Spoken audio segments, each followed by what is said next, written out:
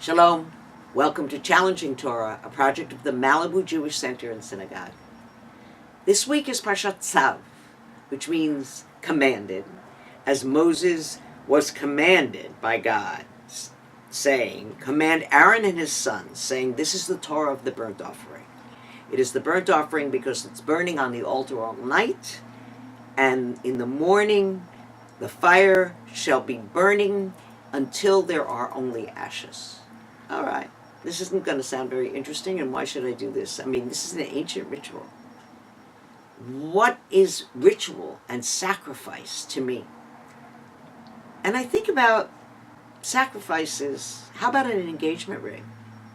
I mean, the sacrifice of buying a diamond that is either big or small, but I challenge you to find many women who don't think that this is part of the ritual of getting married.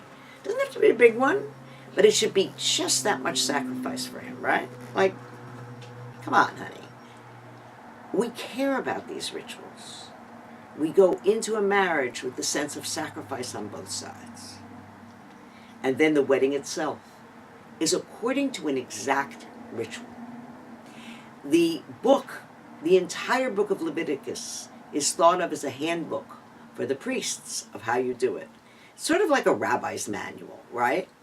And on one hand, if I only follow the prayers given in the rabbi's manual, it's going to be really boring. But on the other hand, I need to make sure that when I do a wedding, it has all of the pieces that make it a, quote, real, kosher Jewish wedding. We follow these rituals now through prayer and through the way we do the rituals of our life cycle events.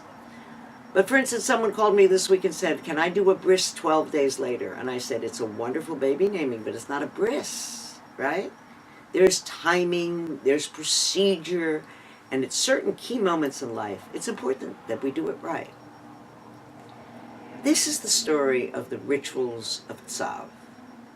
And the ritual of placing a sacrificial animal or meal, grain, cake, pigeon, something on an altar that is a little bit of a sacrifice that cost me something.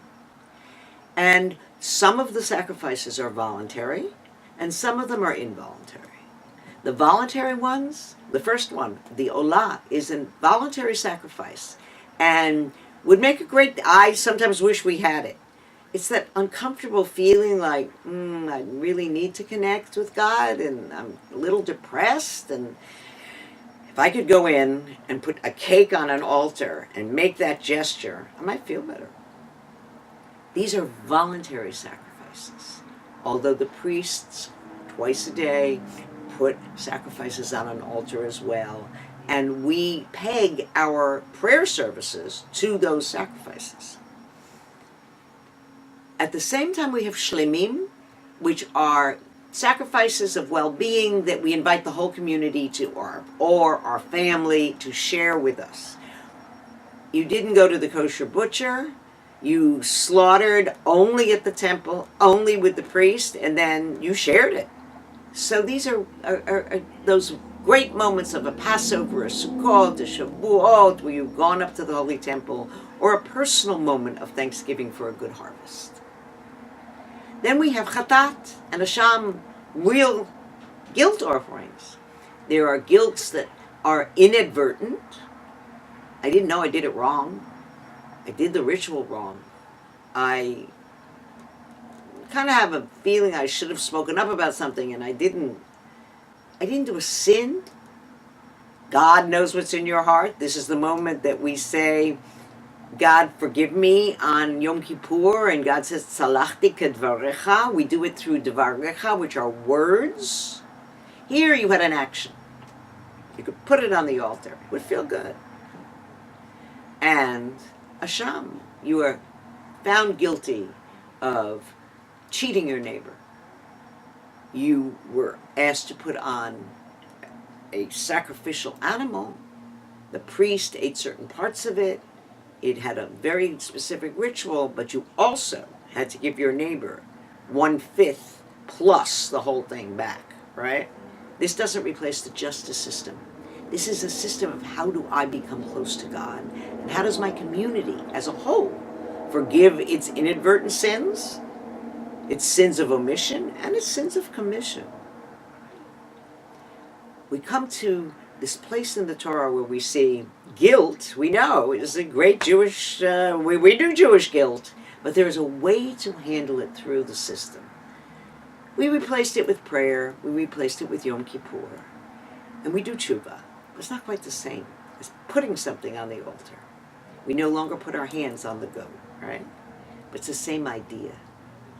And then we come to the place that says, there is a ritual where at the end of this, Moses puts blood on his ear and on his right toe and on the 3 fingers and behind the ear. It's very complicated.